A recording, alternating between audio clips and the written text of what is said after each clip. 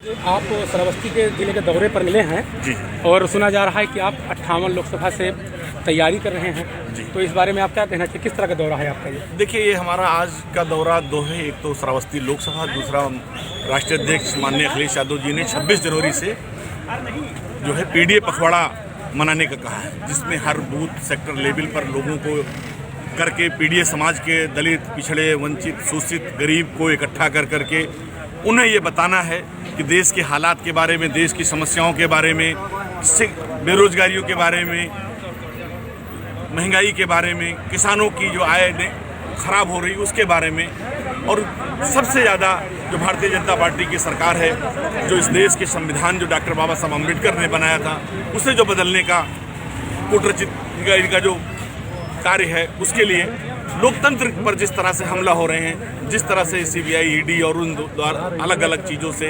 विपक्षी नेताओं को परेशान किया जा रहा है, इस सब के लिए पूरा पखवाड़ा माननीय राष्ट्रीय अध्यक्ष जी ने किया। तो हमारा दो मकसद है। एक तो हम यहाँ के लोगों की मोहब्बत थी, सारे लोगों ने श्रावस्ती लोकसभा से हजारों लोगों ने मुझसे संपर्क किया, कहा कि नहीं मसूद भाई आप आइए, श्रावस्ती से लोकसभा आपको लड़ना है। तो अब जाहिर सी बात है कि अभी गठबंधन नहीं क्लियर है, फिर भी मैंने राष्ट्रीय अध्यक्ष जी से इच्छा जाहिर कर दी है कि श्रावस्ती के लोग चाहते हैं कि हम लोकसभा लड़ें। अब आगे लोकसभा में पार्टी गठबंधन में रहेगी तो उसका स्वागत है, राष्ट्रीय अध्यक्ष जी हमें लड़ाते हैं तो उसका स्वागत है, राष्ट्रीय अध्यक्ष जी जो भी निर्णय लेते हैं स्वागत है।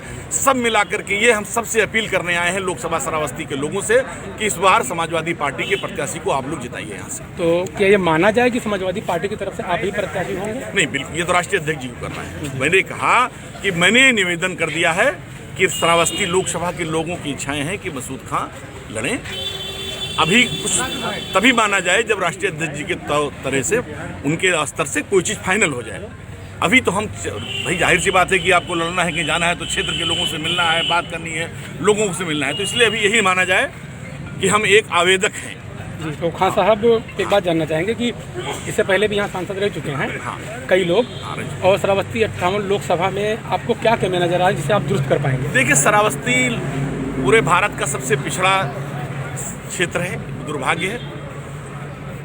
शिक्षा में बहुत पिछड़ा है, मूलभूत सुविधाओं में पिछड़ा है। मैं इतना कह सकता हूं कि अगर मुझे मौका मिला, मैं आपको एक चीज़ बता दूं कि मैं 10 साल ब्लॉक प्रमुख रहा, तो आप कहेंगे कि अभी बड़ा विधायक कुछ चोटों से रह गया, एक बार टिकट चला गया।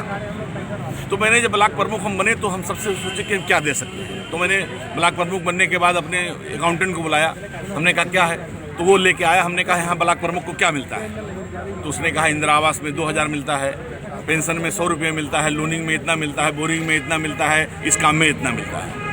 फिर हमने सेक्रेटरी वीडियो को बुलाया, सारे सेक्रेटरी को बुलाया कि आज के तारीख से हल्दर मऊ में जो भी गरीबों की योजनाएं चलती हैं उसमें अगर 1 रुपये का भी किसी ने कमीशन ले लिया तो हम उससे नहीं बख्शेंगे 10 साल तक। आप पता कीजिए, हमने न खुद 1 रुपये हल्दर मऊ ब्लॉक में से लिया है।